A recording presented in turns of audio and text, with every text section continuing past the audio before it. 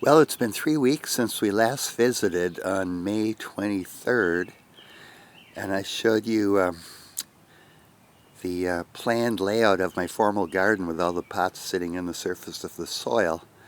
And so I thought this morning we would reconvene and look at the progress. I got the last pots in the ground yesterday, but let's look. I thought maybe briefly here at the some of the transplants. Somebody asked about my white roses. They came from Bishop with me, and I've transplanted them over here in the ground last November, I think it was, maybe October, and they've really taken to the new location, liking the sun, a little more sun here than the Bishop behind the garage location, and they are really prospering, really full. This one on the right especially is just covered with flowers and doing well. These were purchased about 3-4 years ago, I think, from Lowe's. They were Easy Elegance growers roses for about $20 each, and they had a few early problems, but I got them through them. Put the ring of salt around them each spring, like Martha Stewart suggests. And they are doing well here in the new location, and look especially nice here in the early morning sunlight. The wisteria, which in my digging I found the many terrible roots of wisteria underground and eliminated a lot of them. I didn't even think they might come up again, but here they are. Here it is, lo and behold, going strong.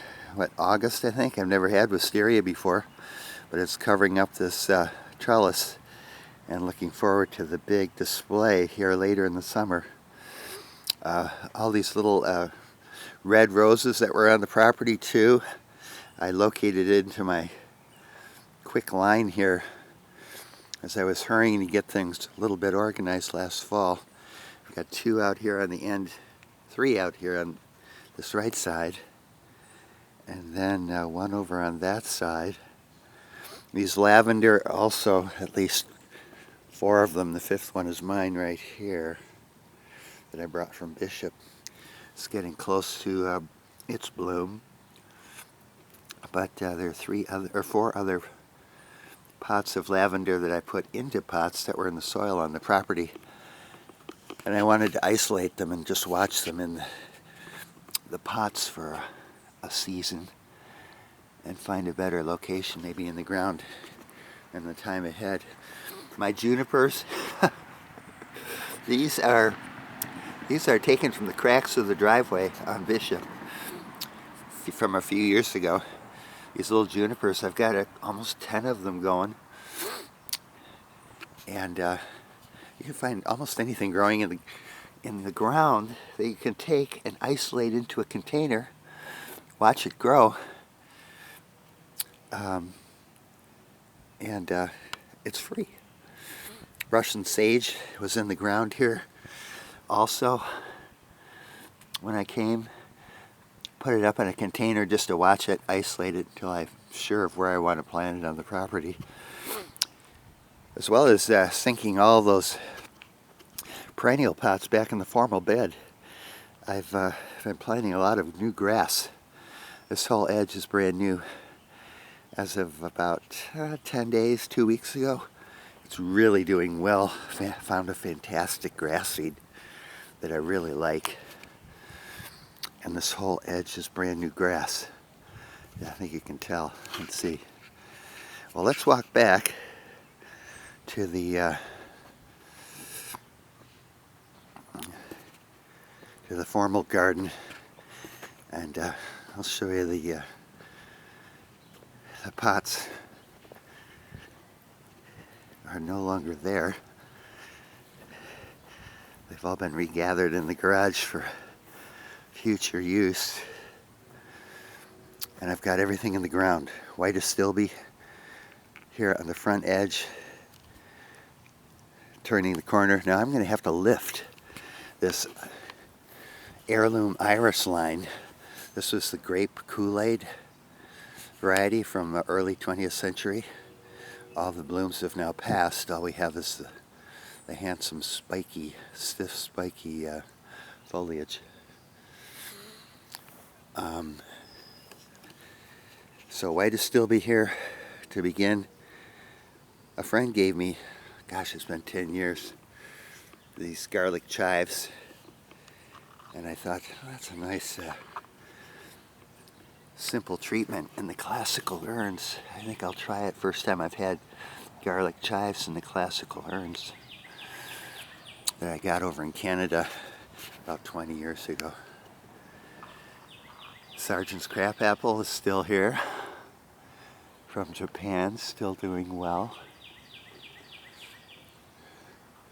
Gonna have to wait till next year to really see this lower horizontal section fill in. I've cut it back hard. It's kind of looking bare bones. But this is where the deer came through, and my dog Sal just walked through here this morning, staying on the path as well. But you can see the lady's mantle is doing well. It's up with its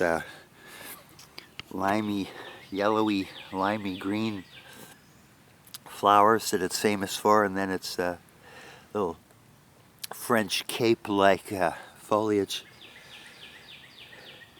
Lady ferns are still doing great in their pots. The fig has come up quite a bit since you were last here. I've fertilized it. I'm hopeful we'll actually have figs to eat off of this. Pretty amazing. I think this is probably, I'm guessing, the Chicago hardy fig, which lasts in northern latitudes better than I guess most others, because it stays out here.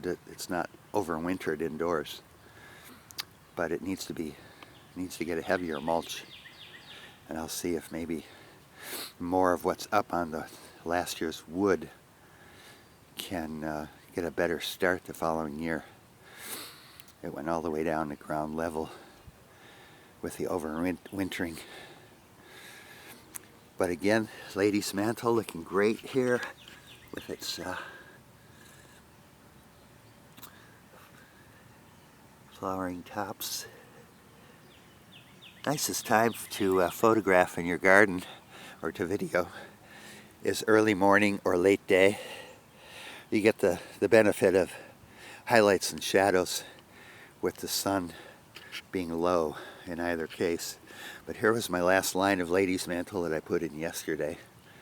Now this is going to come up a few more inches, and then I'll clip it and have a short hedge. This is in lieu of boxwood at $20 a plant for just short baby gems. I can't afford boxwood for all these edges as much as I'd like to have it. But these perennials, especially Chinese astilbe I discovered on Bishop, comes up to a pretty good height. Same thing with peonies. I'm clipping my peonies and they're establishing a nice edge out of my driveway, but Chinese astilbe, some of the plants have their little white flowering tops going. It might make it, but like I say, they've come out of pots into the ground just yesterday. Lady's mantle along the edge, muscari, grape hyacinth in the middle, should be thicker next year for a blue carpet, blue oval underneath the tree here. I've got more to sink to and some weeding to do in there. But we're looking pretty good. Oh, here is the clematis, or clematis. The darkest purple I've seen. Very dark. Aubergine, kind of an eggplant, dark purple on this clematis. Kind of an interesting shape on the leaf too. I'll have to go online and see if I can identify this. But it is up and going strong again this spring, from what I imagine was good performance in past years. This is my first year here, so I don't really know. But it's got a head full of flowers here at the top. Reading online, I discovered that clematis is kind of finicky for some people, but this one seems to be doing well here. And I haven't done very much to it except put a little fertilizer around the base. So the animals seem to be walking the paths. My dog, the deer, the fox. We'll see.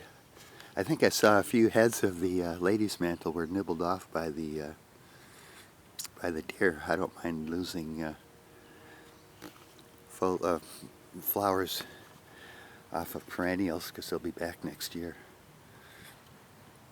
But it is complete. The plants are out of their pots into the ground. I kind of misled you, I noticed in the way I phrased it last time. I didn't really sink the pots. I removed the plants from the pots and then put the plant root ball in the ground. Now the stilbe, I cut in half. I cut the root ball in half with my old Ginsu knife, which works great for me. This Ginsu knife cuts through perennial clumps beautifully, and then you can easily divide if they're stubborn pulling apart. But look in your kitchen drawer. Maybe you've still got your old Ginsu knife.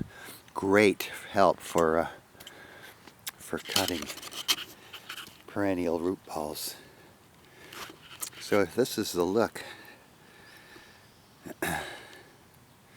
of things from the back of the yard, as well as all this perennial planting. I put a little bird bath pot over here, and the birds have been loving it. I dumped it yesterday using the water to